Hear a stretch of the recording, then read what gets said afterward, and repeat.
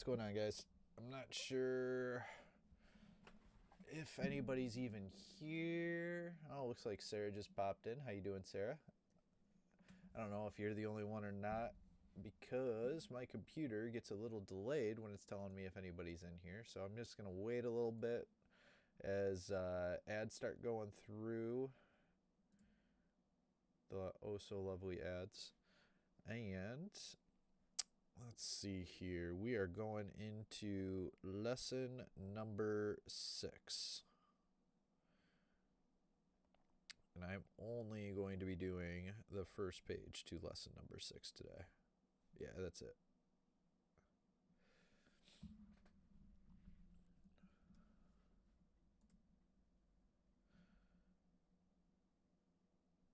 Well, I'm not seeing that number change, so I might just start teaching, and I'm guessing a lot of people are just going to watch the playback for this one. All right, so I'm going to start right with the warm-up because I'm going to go back to some old school questions that you guys did back in Algebra 1, Geometry, and Algebra 2, and just simple substitution. I'm not going to do all of these ones over here to the right, but I'm going to do just G of 27. This one's just simply substitution. So if you guys were asked to solve this function over here for G of 27, it's just asking you to take that 27 and plug it in. And that's all I'm going to do. This might be kind of like you guys are way past this, but I'm writing and nothing's going down, so I'm trying to see if I'm frozen or... Oh, it looks like everybody just jumped in at once. So if you guys are just jumping in right now, I know some of you guys are probably watching the ads that pop up.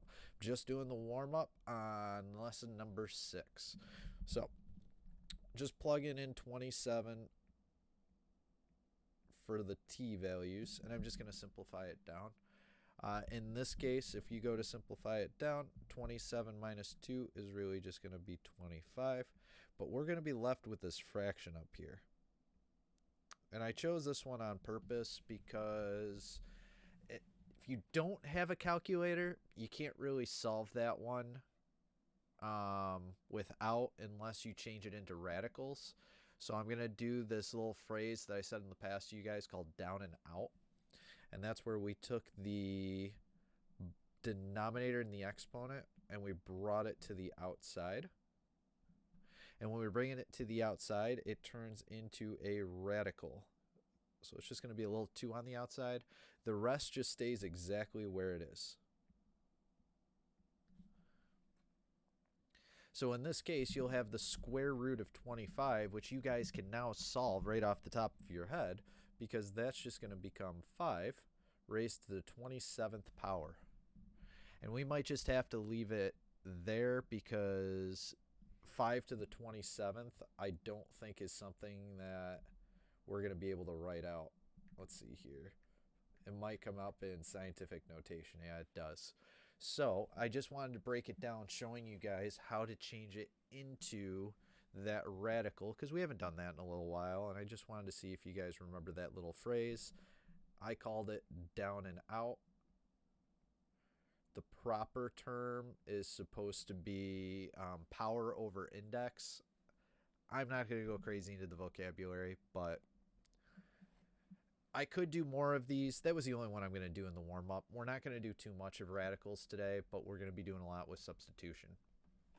So, exercise number 1 is talking about, it says, suppose the total cost in dollars of manufacturing Q units of a certain commodity is given by this function. Now, this is a pre-calculus question, and which makes sense since we've been going into a lot of pre-calc stuff. So it's a pre-calculus question. It says a certain commodity. Commodity just means it's some type of product. It could be iPhones. It can be a Snickers bar at the store. We don't know what it is. We don't care what it is because they gave us the equation for it. So the first part, in part A, it says compute the cost of manufacturing 10 units of this commodity. So this one is something that you guys have actually been doing since Algebra 1. And then I'm going to go into part B and show you the pre-calculus portion of it, which you're going to realize that pre-calculus is really just more algebra. So in this one, they say they want us to find the price for 10 units. Well, you guys were taught in Algebra 1, if you wanted to find that total price, you just take that number and you plug it in. So I'm just plugging it right into Q because it says that we have 10 of them, and it's 10 units. So I have 10 cubed minus 30 times 10 squared plus 500 times 10 plus 200.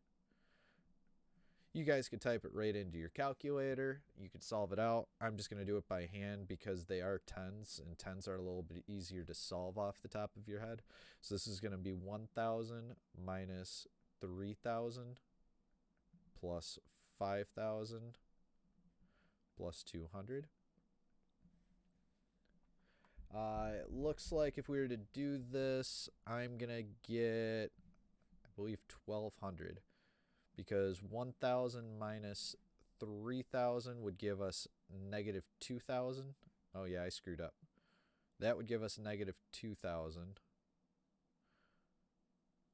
Negative 2,000 plus 5,000 would give us negative 3 or positive 3,000, and then 3,000 plus 200 would give us 3,200. I think I did that right. Who's all in here today? I was just checking.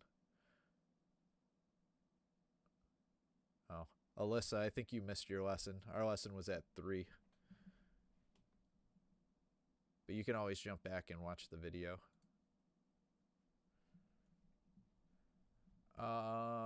If you guys look at that, so that's our final answer right there, 3,200. That's how much it would cost to do 10 of them. Now, part B, the question looks very, very similar, but there's one little thing that's off. So this one, part A was asking how much did it cost for all 10 units? In part B, this one, the key part is the 10th unit. This part only wants to know how much did that 10th unit cost. Not all 10, but just that one. So, I shouldn't be using F, I should be using C. So, when we solve C of 1, or C of 2, or C of 3, all the way up to the 10th unit, that is solving for the totals. So that's how much it costs for 1 unit, how much it costs for 2 units, 3 units, 9 units, 10 units. What this question is asking us to find is only that 10th unit. So what we're actually going to do is we're going to solve for that 10th unit, which we technically already did. We did in that previous step. That was at 3,200. We already know what that C of 10 is. But that's not the 10th unit, that's all of them. That's the first unit plus the second unit plus the third unit all the way up to the 10th unit. So if we just want to find that 110 unit, that means we also have to solve for the 9th unit. And I'm going to explain why after I solve it. It's going to make more sense after I solve C of 9. So I'm just going to plug in that 9. This one, you know what I'm going to do? I'm going to make life easier. I'm just going to type it right into the calculator. This is going to be 9 cubed minus 30 times 9 squared plus 500 times 9 plus 200. If we do that, that means it cost $2,999 to make 9 of these units. So again, we don't know what the units are. It could be anything. We can make it up. Like I said before, it could be a Snickers bar for all we care. I hope it doesn't cost $2,999 to make 9 Snicker bars, but you guys, I hope, are understanding what I'm trying to say. So now that we have that, if we're just looking for that 1 unit, that 10th unit, that's all we care about. What we can do is just take these 2 numbers right here and subtract them. And if we subtract these two, what it will do is it will tell us how much it was for the 10th unit. You didn't miss a ton, Hannah. You're okay. I was just trying to explain the difference between solving for 10 units versus the 10th unit. So if we subtract those out, it should be 201.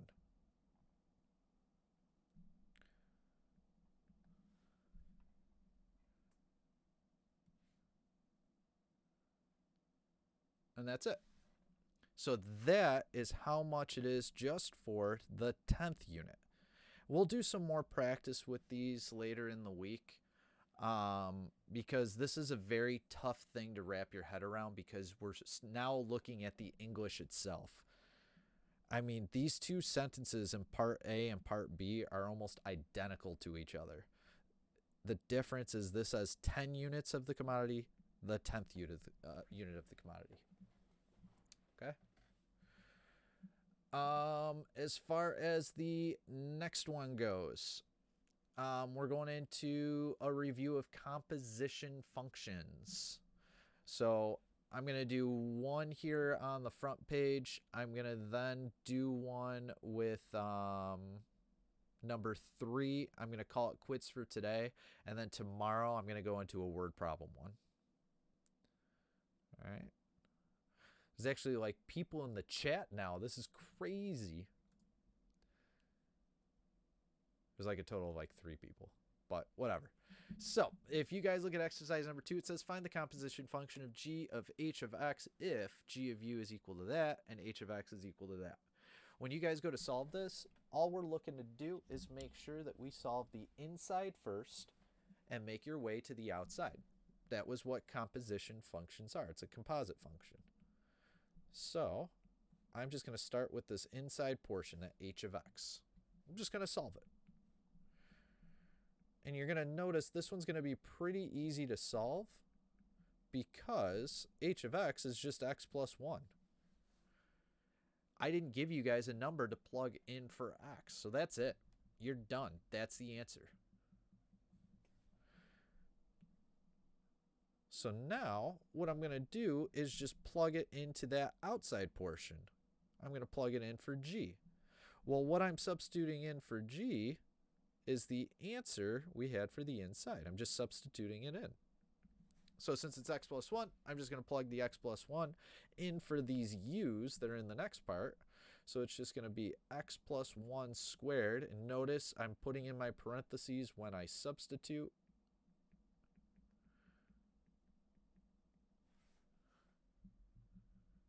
And now I'm just going to solve this out.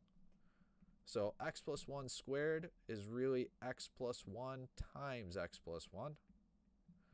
I can distribute this next part. 3 times x plus 1 is really just 3x plus 3 plus 1. Now I can double distribute the bottom. I'm just going to do this off the top of my head. It's going to be x squared plus 2x plus 1. And then we're just combining like terms. So we'll have x squared plus, if we combine like terms, it looks like we're going to have 5x's. And then we're going to have 1, 4, 5.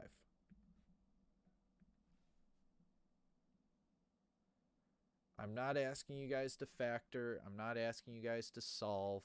We're done. We could just leave it just like that. You got sunburn, Hannah? What were you doing? I saw you jumped into the chat, but then you like left instantly. Who are you with?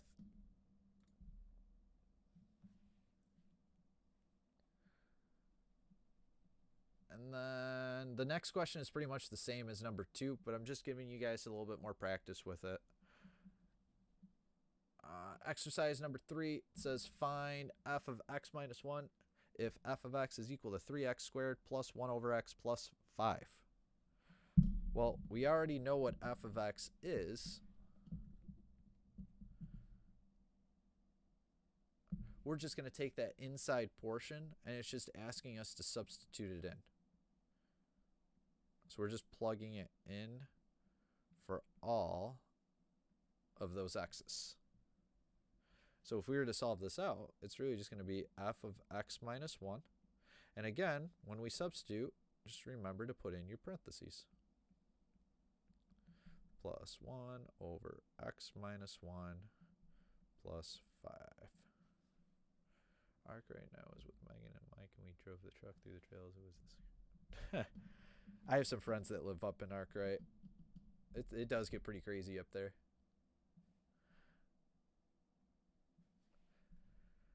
So now I'm just going to simplify everything out. So I have 3 times x minus 1 squared. You know what I'm going to do? I don't like fractions. So I'm going to make life a little bit easier before I start multiplying everything. If you guys started jumping ahead of me, I'm sorry. You'll probably get the same answer in the long run. I'm just trying to make it a little bit simpler. So what I'm going to do is I'm going to put this whole 3 times x minus 1 squared over 1, and I'm going to put this 5 over 1 as well. And maybe you guys recall something called LCDs. When you guys have an LCD, what you want to do is try to get all the denominators to be exactly the same. So in this case, if I want to find an LCD, it looks like my denominators currently are 1, x minus 1, and 1. We need them all to be the same. The only way we can make them the same is by doing multiplication. And in this case, we know that 1 has to be a coefficient, and we also know that we have to have an x minus 1 on the bottom. So it looks like the LCD is just 1 times x minus 1, which is really just x minus 1.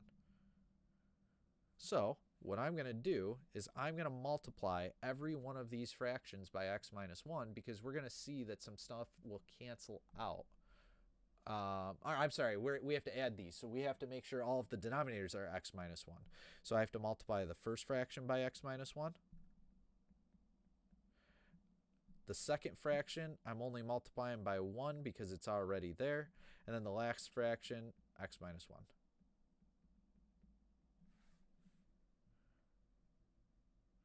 Well, first one, we're going to have 3, and now we have 3 parentheses that are x minus 1. So I'm just going to change it to x minus 1 to the 3rd power all over x minus 1 plus, well, that one stayed exactly the same,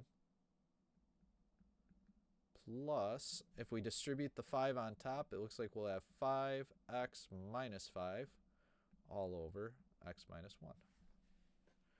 So I was wrong in this case. This isn't an equation, this is an expression. So we have to keep those denominators. We can't cancel them out because we would get a different answer. But since all the denominators are the same, we could just add all the tops together now. So really, this is going to be 3 times x minus 1 cubed plus 1 plus 5x minus 5 all over x minus 1. And then we could just simplify down the top, and then we're good to go. We just leave it as that fraction because you'll notice that the top does not factor out pretty. You can try doing all your double distributing and stuff, but because it's a cube, it's not going to be fun. So I'm okay with us just leaving it there,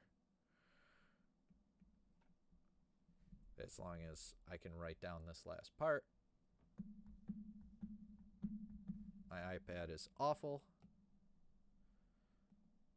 There it goes. So we'll have equals 3 times x minus 1 cubed. I'm going to say plus 5x because I like putting the x's first. And then 1 and negative 5 would just be negative 4 all over x minus 1.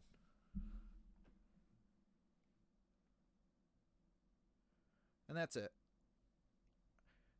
Technically, you can multiply, you can distribute, all that stuff on the top. I'm not worried about it right now. That's going to be like another 4 or 5 steps. I'm okay leaving it there. All right. So we just went through the front page today. That's it. We'll do the back page when you guys are on tomorrow. Um, make sure a lot of you guys have been up. It looks like everybody that's in here has been fine. Everybody that I see in here has been turning in their assignments, no problem. So I'm not worried about you guys. But yeah. Yeah, denominator will just stay the same if they're the same. We can't cancel them out in this case. We can't cancel them out, Hannah, because it's not a full equation. We don't know what this side is equal to. If we knew what the other side was equal to, then yes, we can cancel them all out and then we would be good to go. But we can't do it because this is technically an expression. That's like saying we can do 2/3 plus 4/3. If you just cancel those bottoms out, you're saying that 2/3 plus 4/3 is equal to 6. But if you really did add those fractions to correctly, that would end up being 6/3, which is really supposed to be equal to 2. So we can't just say it's 6 because we didn't know what it was equal to begin with. Yeah. Okay. So everything going well with you guys for the 3-4 people that are in here? Who do I have? I have Emily. I have Hannah. I went to ask the other day, but you didn't respond. Is Casey, is that Angela?